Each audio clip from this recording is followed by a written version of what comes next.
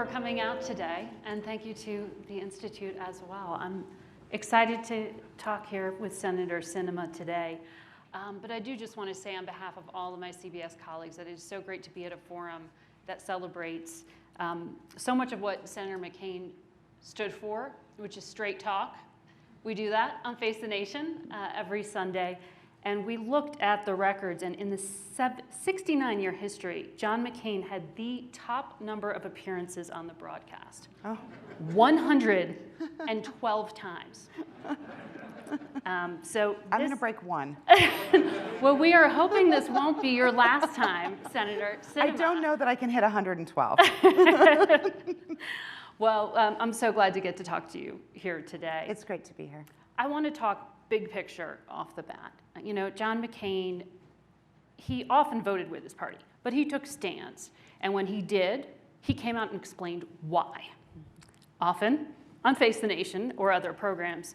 But right now we are seeing across the country this decline in confidence in institutions, whether it's Congress, whether it's business leaders, medical leaders, journalists. How do you fix it? That's an important question. You know, and I think about the speech that John gave on his very last floor opportunity in the United States Senate. This was in 2018. And the last floor speech that Senator McCain gave, he talked about the concern he had with the partisanship at every cost mentality that had taken over Congress and much of our political system. And I remember in that speech he said that folks were more interested in ensuring that the other party lost or prevented the other party from getting a win, and that they were no longer focused on the much more inspiring and more meaningful work of bringing people together, people of good faith, to actually solve problems and improve lives of the people that we serve in our country.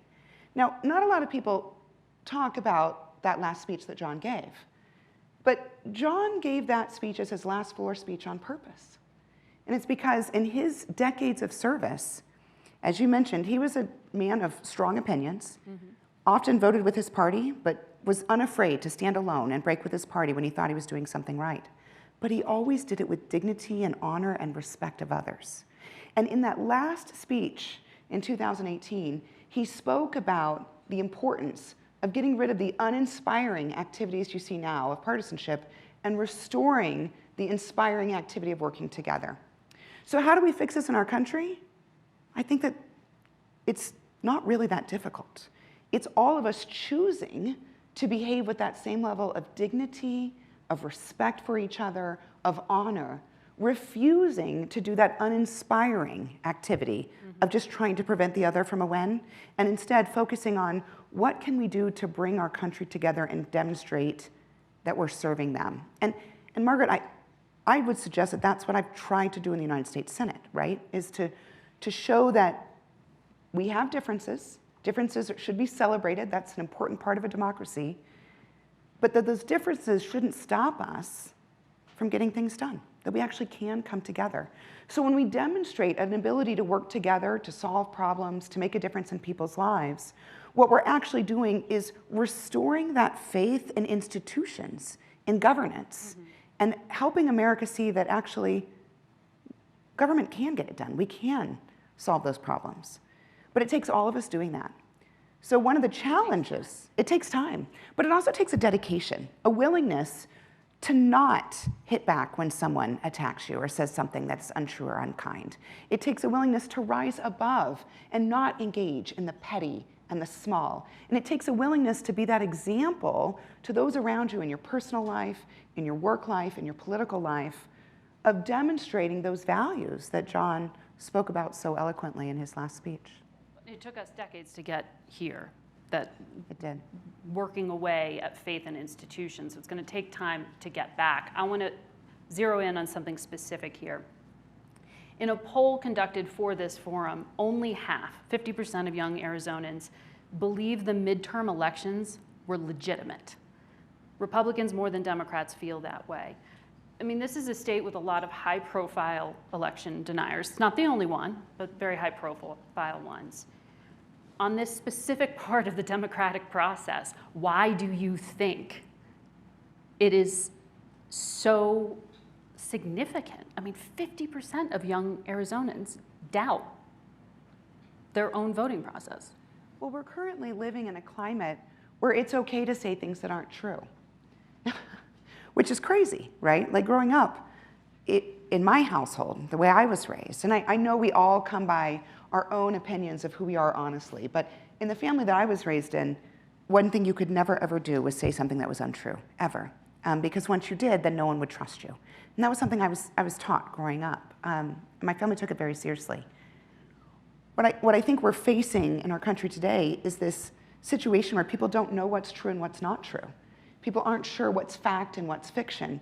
And part of that, frankly, is because much of the media that we consume isn't factual news, it's opinion. It's not journalism. That's right. And so when people are confusing opinion or media with news or journalism, then the lines get very blurry. And when folks are getting their information from a source that they trust, but is not a source of factual or verifiable information, then it's easy to see how someone could believe something that is not factually accurate. It's up to us, all of us, as Americans, to be willing to do the work to say, I'm hearing this information, but is it indeed true? Can I find the facts? What is accurate? Because unfortunately what's happening in our public discourse is members of both political parties are twisting stories to create their own narratives, which may or may not be true.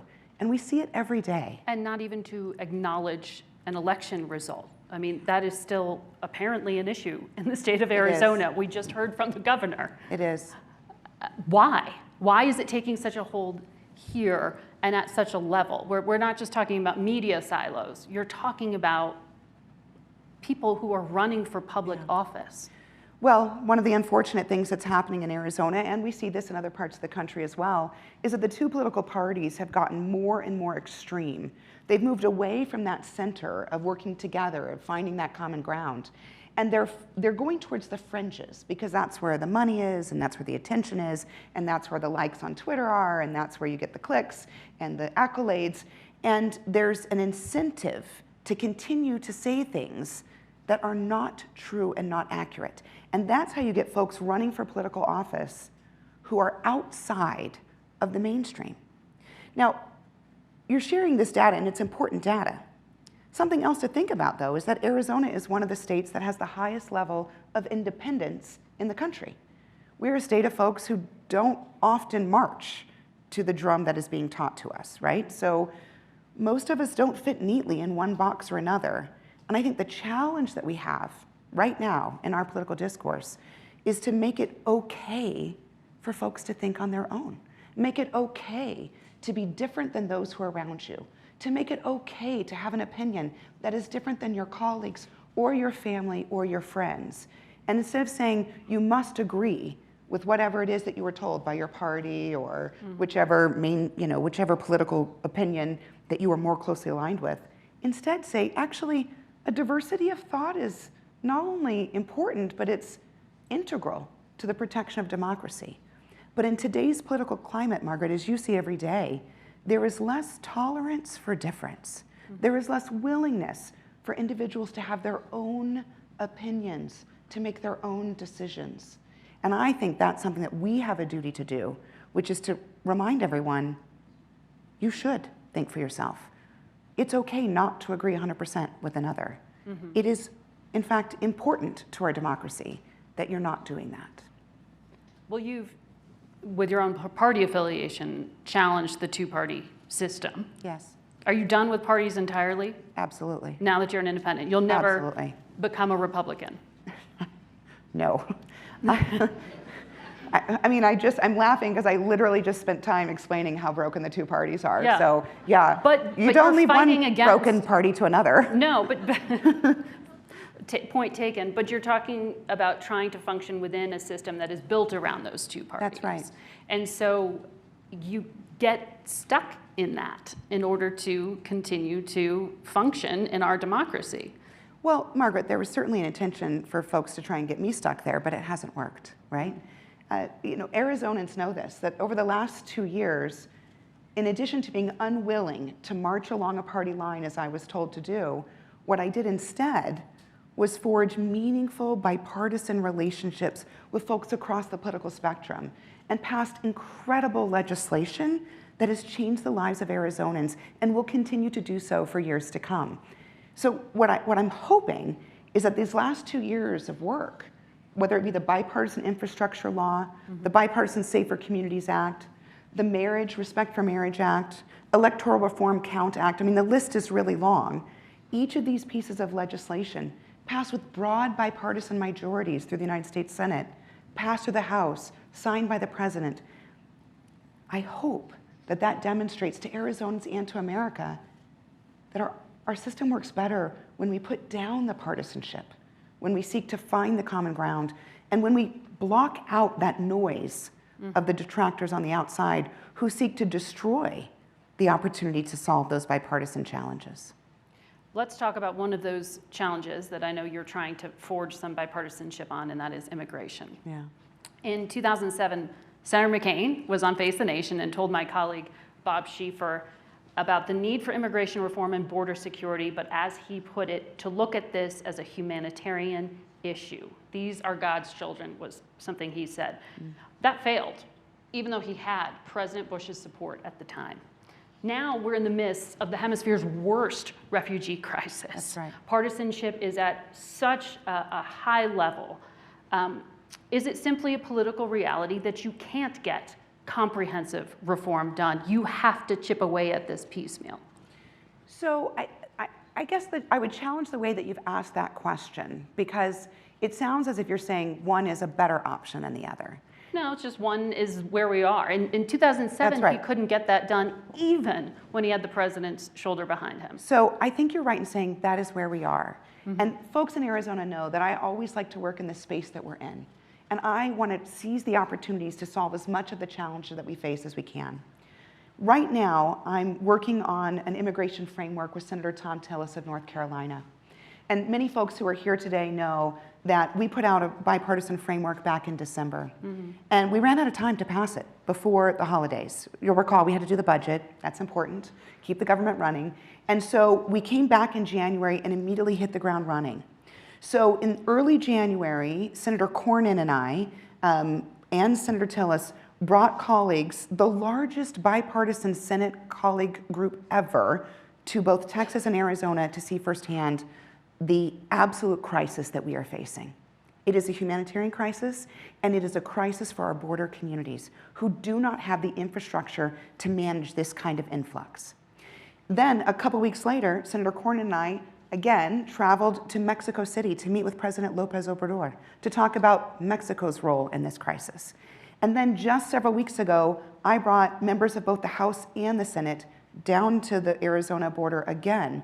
And in just a couple weeks, I'm bringing another group of colleagues. So what I'm doing right now with Tom is what I think is integral to passing any piece of legislation, which is first, come up with a framework that is workable, realistic, and that makes a measurable difference in the lives of the people that you serve. Number two, teach your colleagues about the issue so they can see firsthand the need. You know, most of our colleagues had never been to a border. They've not seen what we experience every single day. You know, I was born and raised in southern Arizona. The failure of the United States government to secure our border and manage immigration properly has been a crisis my entire life. And I know that everyone else in this room who's a native-born Arizonan would agree with me. We have been dealing with this our entire lives. And it's time for us to solve it. So I'm not spending a lot of time worrying about whether we're doing a huge big bill or a modest bill. Yeah. I want to solve the crisis that's in front of us. And I'll do it with any colleague I can and as much as I can. And that's what we're working on right now. The good news is we have a really great coalition with Juan Ciscomani, new member of Congress from Arizona, on our team. We've got Henry Cuellar, we've got David Valadeo, Tony Gonzalez. These are all border state guys who understand this issue. But this is to talk about doing something more than what Yes, you introduced yesterday. that's right. Which what you introduced was a temporary 2-year authority to expel migrants, but with an exemption for asylum claims because of the immediate Title 42 expiration. That's a Band-Aid. That bill is saying, hey, Title 42 goes away on Thursday, and everyone here in Arizona knows we are not prepared. The Biden administration had 2 years to prepare for this and did not do so.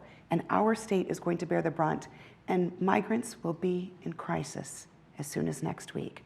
It will be a humanitarian crisis because we are not prepared.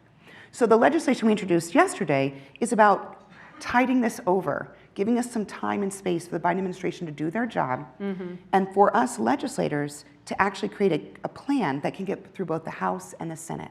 So Tom and I are continuing to do the larger work, build the coalition, and prepare to move a piece of legislation through both chambers. So this is the first step in that sort of piecemeal approach. That's right. In the version you put out back in December, it did have a pathway to citizenship. That's right. For migrants and an extension of border security enhancements. So is that still the goal, and can you get Republican votes to go along with you on those provisions? Yes. So the framework we put out in December does 4 things. Enhances border security. It does extend Title 42 elements for some period of time for a transition.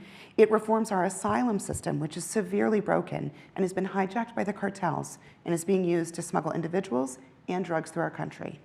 It also adjusts the visas that are backlogged in our country so that we can have the workers we need. And it adjusts the status of Dreamers so that they can have a path to citizenship. These 4 elements together address some of the needs and concerns of people on both sides of the political spectrum. It's designed to bring people together and give everyone some of what they need in order to get to yes. It also solves some of the key challenges we face in our country around security, migration, and jobs. But the votes aren't there for this replacement, essentially, of Title 42, the 2-year ability to expel migrants without guaranteed asylum hearings. We don't know that yet. We just introduced the bill yesterday. Well, Republican Senator Lankford was out criticizing it, saying it doesn't solve the problem. And he has been a partner to you. Yeah. No, but I don't think that's a criticism. He's right that it doesn't solve a problem. You think you can get this passed before next week? Before May Thursday. 11th? Oh, God, no, Margaret. This is the United States Senate. That's what I was saying. I don't think we can get agreement on a restroom break by next Thursday. The United States Senate is functioning at a fairly dysfunctional level right now, and that's due to the partisanship that is driving both parties. As you and I both know, both parties have benefited for decades by not solving this challenge. They use it to bash each other in elections. And what bothers me about that, Margaret, is that, look, they don't live in a border state. So they don't know that the mayor of Gila Bend has to put migrants in his car and drive them to Phoenix because they are released in a town that has no bus stop. They don't know what it's like for migrants to sleep outside in the farms in Yuma because there is nowhere for them to go. This is a crisis for our border communities and for migrants. And so, unfortunately, the parties are thinking about this from a political perspective rather than a human perspective. So the goal of what we're doing here, and James Lankford is a dear friend of mine and a partner in this effort, our larger structure, we are working to try and attack the root of the challenge, to fix the broken system so that we can have a regularized immigration system and a secure border. You also have the date on the calendar of 2024 looming, and getting close to a presidential election cycle always raises the level of complication. Do you really think you can get the kind of deal you're sketching out here on the cusp of an election? Well, you know, Margaret, this isn't going to surprise you when I tell you that I'm really not concerned about the election right now. I'm 100% concerned about the challenges. One of the biggest things that politicians like to manipulate, essentially, for political gain. It's my hope that they stop doing that. What I've tried to do over the last 2 years, Margaret, is show through the actions of introducing legislation, building the coalitions, and passing really historic milestones for our country, is to show colleagues on both sides of the aisle that you can still manage your politics and get things done for our country. You can actually work together, and people will like it. Americans are hungry for that collaboration and coalition. So I guess I'm just going to keep doing what I've been doing, Margaret, which is set an example and forge a path forward. But you don't have a date where you think this needs to get done by? No. You said the administration failed to create a workable plan to process migrants after May 11th, Title 42. they would say they've got the troop deployment of 1,500s, processing centers, a phone app, expansion of legal migration, regulation that will bar migrants from asylum if they did not first seek asylum in a third country. Hopefully the senator's mic is working now. Do you support any of what the administration has done? Well, these steps, which all have been announced in the past week or so, are helpful. These are very helpful. Having 1,500 troops along the U.S.-Mexico border is helpful. It is a border of over 2,000 miles, though. So 1,500 troops isn't going to get the job done. That's just the reality. Yeah. We also are very concerned that all of this is happening in the week or so before the rollout. Just today, I was on the phone with the sheriff of Cochise County. He has gotten no information from the Department of Homeland Security or the federal government about what the flow is going to look like, about what they can expect for processing in terms of how long it takes to process migrants. He's gotten no information, neither have I, about how many buses there will be available to transport migrants. Now, he's gotten the information he does have from me, because I call him every few days, but he's not gotten that information from the Department of Homeland Security. And Margaret, what's unfortunate is that I'm asking for that information, and I'm not getting it. And so either the administration has that information, and they're choosing not to share it, which is a problem, since we're the ones who are going to deal with the crisis, or they don't have it. And that's even more concerning, because how do you prepare for an inflow of migrants when you don't know what you're going to expect? And that hasn't been shared with the governor? It has not been shared with the governor. I spoke with the governor yesterday. Wow. It has not been shared. So we do not have this information. There are 3 nonprofit organizations in Arizona that provide incredible assistance to our border communities. One is in Yuma, one is in Tucson, one is in Phoenix. They don't have this information. And they're the ones who are responsible for accepting the migrants after they're released from custody. So while it's wonderful that the administration is announcing things like a 1,500 troop deployment and these new processing centers, which will not be operational by next Friday, those are good things. Those are aspirational. That's not the same as operational. And so what I'm asking for, and have been for 2 years, is for the administration to make concrete plans. Rent the buses, hire the drivers, build the soft-sided facilities so that we can process individuals. We need more holding capacity. I mean, let's be realistic here. And that's we're not prepared for that. And that's frustrating, Margaret. And the reason why it's frustrating is because I know that that means that the sheriffs in our southern border are going to be bearing the brunt of it.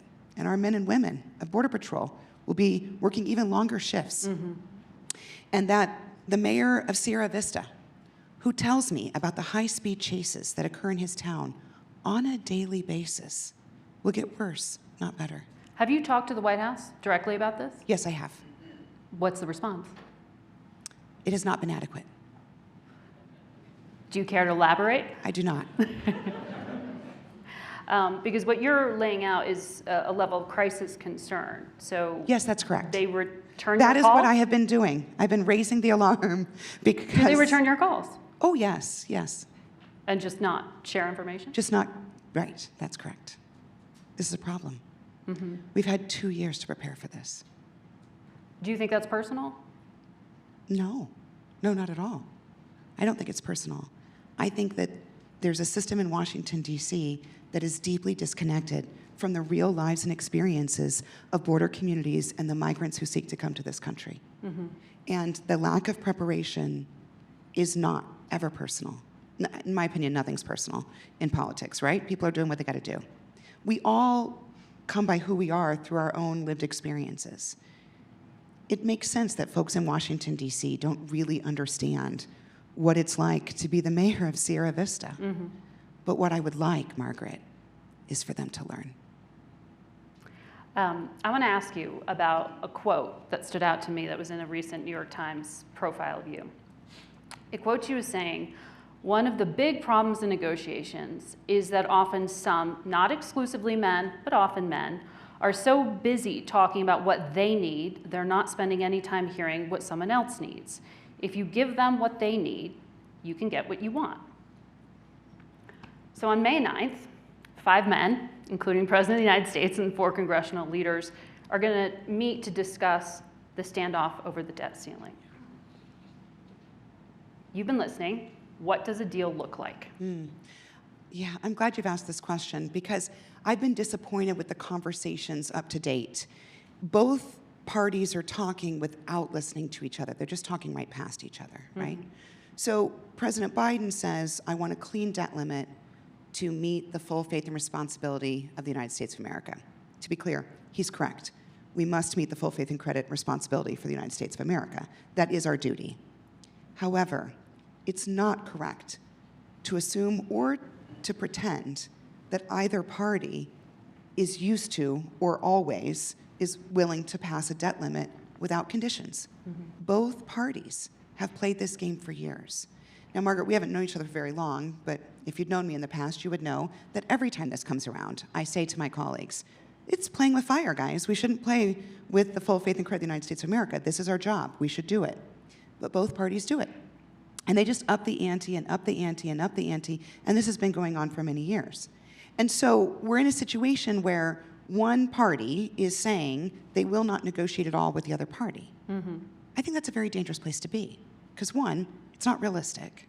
And two, that is not going, it's just not going to happen.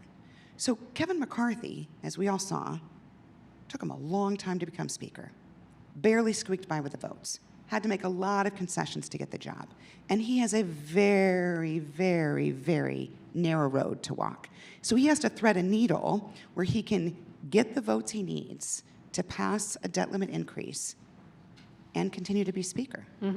Now, there have been sounds coming out from the Republican conference in the House for months.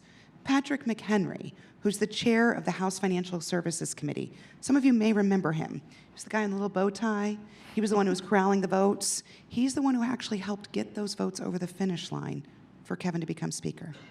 Patrick has been talking for months about what a deal could look like. People have not been listening. They should be. And so both sides... Well, he talked about short-term possible lifting of the debt ceiling. That was recently. Have you paid attention to what he said? Yeah. Yeah, he said some other options as well. He's mentioned a number of options, and I think folks should actually say, let's hear these options. The reality is the bill that Kevin and his colleagues passed through the House is not going to be the solution. Right. The votes do not exist in the United States Senate to pass that. But what the president is offering is not a realistic solution either. There's not going to be just a simple clean debt limit. The votes don't exist for that. So the sooner these two guys get in the room and listen to what the other one needs, the more likely they are to solve this challenge and protect the full faith and credit of the United States of America. We're in really shaky ground right now.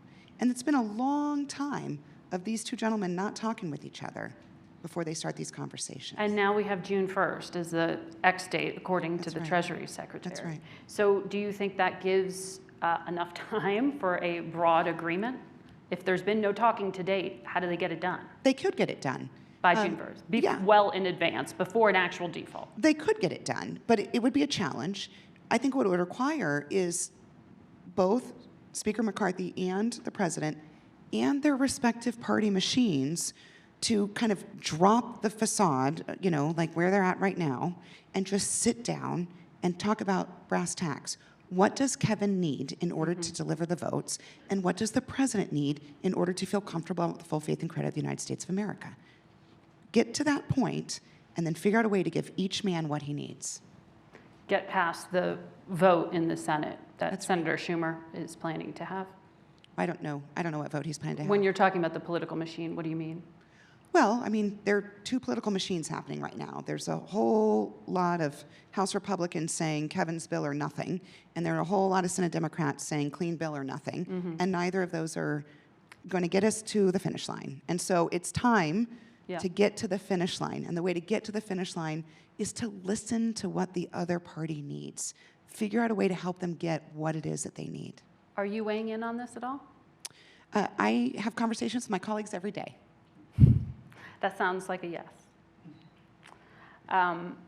Well, back in 2011, it was a senator who helped deliver, coming back from the brink. The last time there was the risk of default when Leader McConnell jumped in. Right now, it doesn't look like he's jumping in. I don't think he can. Why? Well, I don't think that a solution that was negotiated by Senator McConnell would carry the kind of weight that is needed with House Republican members. So, I think Senator McConnell knows that.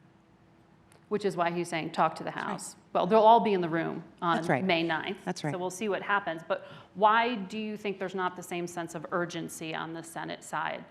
If this is truly a hard date on the calendar, and some would debate that. That's right.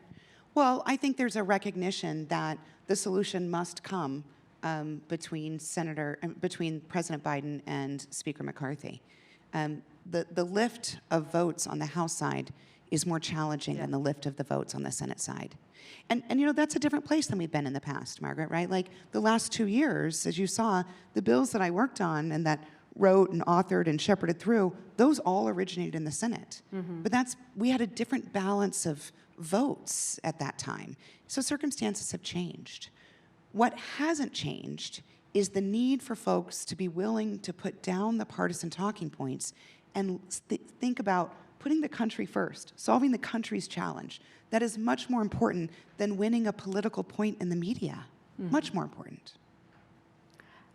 President Biden acknowledged you as the lead co-author of bipartisan infrastructure bill in the earlier times you were talking about. He called you the most determined woman I know. Leader McConnell said, you're the most effective first-term senator I've seen in my time in the Senate. What would you want to get done in a second term? Well, the first thing I'd like to do is to save the full faith and credit of the United States of America. I think we all probably share that goal. Well, that's right? got to be done by June 1st. That one's a real short-term one. Immigration, you know, it's been part of my life's work. Folks who've known me for a long time in Arizona know that I started my career as a social worker. And when I started my career as a social worker, I actually worked in an immigrant and refugee community. And that was many years ago. So it has been really important to me my entire life. And as a child of a border, region, this is something that my whole life has been concerned with. So that's really high priority for me. I also think it would be important for us to address the issue of permitting. And this is something that's bubbling up and starting to take shape right now in both the House and the Senate. We've got to address permitting reform in order to get to a national security future that allows us to be independent of China and to get to a clean energy future that allows us to operate independently of other rogue nations like Russia and Venezuela. This is something Senator Manchin wants potentially included in a package to a solution to the June 1st standoff. That might be a little complex for 3 weeks from now. You think so? Okay. It could be, but it's not impossible. I mean, to put it in context, I want to make a reference to another bill that we did last year. One of the bills I'm most proud of in my career was the Bipartisan Safer Communities Act. You remember that was the Uvalde shooting in Texas happened on a Tuesday morning. And by Thursday morning, Senator Cornyn, Senator Tillis, Senator Murphy, and I were all sitting in my hideaway in the Capitol basement working on a piece of legislation. And 28 days later, we passed a bill through the United States Senate, which, as you know, in Senate times is, that's like an hour. So could it happen in the next couple weeks? Possibly. It's not impossible, but it's difficult. So permitting is something that's really high on my priority list this year. But I'll be honest with you, Margaret, the thing that's highest on my priority list, and folks who know me have been seeing this for some time, it's demonstrating to Arizonans and the American public that we can restore faith in our government by working together and solving real challenges that impact the lives of the people that we serve. So there are topics of concern for me: immigration, obviously, permitting. Those are very important. But equally important to me is restoring faith in our institutions, in our governance, and helping Americans see that the system is worth protecting and saving. That it doesn't matter if you're a Democrat or a Republican or an independent. In fact, be whatever you want to be. That's an Arizona way. But be invested in the system, believe in it, help it thrive, help it survive. And that's what I really hope is running through the work that I've done in the Senate these last few years, is demonstrating the value of our institutions, restoring that trust and faith in it, and showing people that you don't have to spend your time attacking other people on Twitter. You can spend your time solving problems. And doing so is actually worth the effort. That's the thing that I probably care about most. Because as a patriot, I want this form of government to last long after you and I leave this stage and leave this earth. I want our kids and our grandkids to have the same confidence in these institutions that you and I were raised with. So it sounds like you want another term. That was a good one. Very good. I like it. That was good. That's probably the best one yet. Well, I'm not here to talk about politics today. Well, everything's politics. I'm not here to talk about Everything's elections today. politics. There you go. Well, this is a key battleground. It will be, certainly, in 2024. Why keep people guessing? Well, I want to stay focused on the work that I'm doing. I think you can tell, and I hope folks who are here today can tell, how much it matters to me to actually make progress, solve challenges, deliver results. That is why I get up and go to work every day. I don't get up and go to work every day so that people can say, is she running again or not? That's just not my concern. What I want is to deliver real, meaningful results. It's what I've done for 20 years. It's what I intend to continue doing. And frankly, I think Arizonans are exhausted by this constant election focus of A versus B, or red versus blue, or good versus evil. And it's exhausting. I think people want a break. And I want to give them that break by demonstrating that the real work can happen independent of focus on an election. When I asked initially, what would you want to get done the second term, you did say immigration reform. That's right. Are we that far off from it that we're looking past 2024? No, I'd like to do it before then. But as we all know, I'm an impatient person. I'd like to get that done now. This is the work I want to do now. And part of the reason is, as I mentioned, this has been important in my entire life. Our state has suffered for the last 40 years because of the federal government's failure to do anything about it. And we're facing the worst crisis of my life right now with immigration. So I want to do it now. I want to do it as soon as possible. Now, you asked me earlier about a timeline, and the reality is, Margaret, I don't control the timeline. It's about when and how can I build a coalition that is strong and durable enough that we can pass this legislation through both chambers and get it to the president's desk. You'd need the president's buy-in on this. Yes. Can you consider him an ally in this? You worked together and he praised you on bipartisan infrastructure, but then you just said you're not really getting what you need when you ask hard questions about the border. Can you have a working relationship with the White House now as an independent? Yes, I do. I've talked to the White House several times this week. I feel confident that if we are able to get a workable plan that has the support of 60-plus senators in the United States Senate, I feel confident that President Biden would support it. I feel confident. We're coming up on time here, and I know you have a hard deadline. But I do also want to ask what you think is going to be the deciding point. I know you said you don't focus on politics, but the deciding point in how people judge success right now. When we look at the polling here in Arizona, it's the economy. Number one, abortion. Number two, for young voters, that shows up as a reason for concern. Politics are going to determine what is possible in the next election cycle here. What do you think is going to drive that? What do you think is going to be driving the conversation in Washington? Well, I'm not sure what will drive the conversation in Washington, and here's the reason, Margaret. I think the conversation in Washington is often deeply disconnected from what's happening with people's real lives here in Arizona. But what I can tell you is what I think is going to drive people's decisions in Arizona. Arizonans, look, we all come to who we are through our own lived experiences, right? We're all a little bit different, should be celebrated, but we are who we are because of our own lives, because of our communities, our experiences, how we grew up. And in Arizona, there are a few things that we deeply value. First is freedom.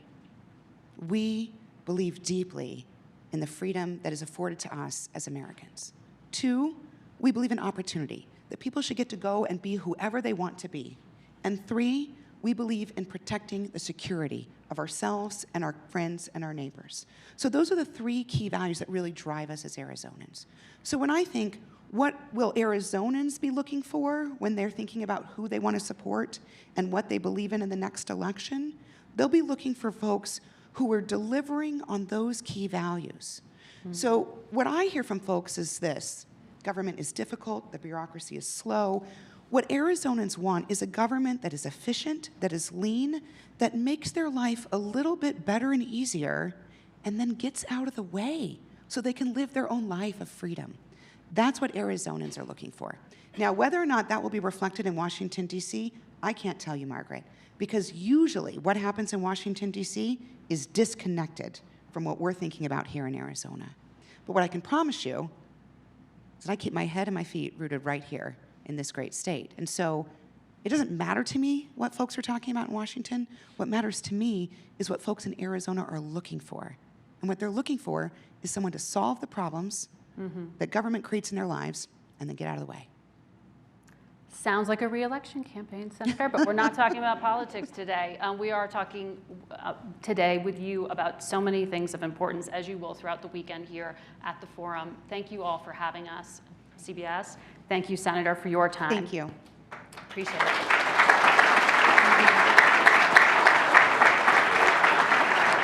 Yes, that way. Thank you.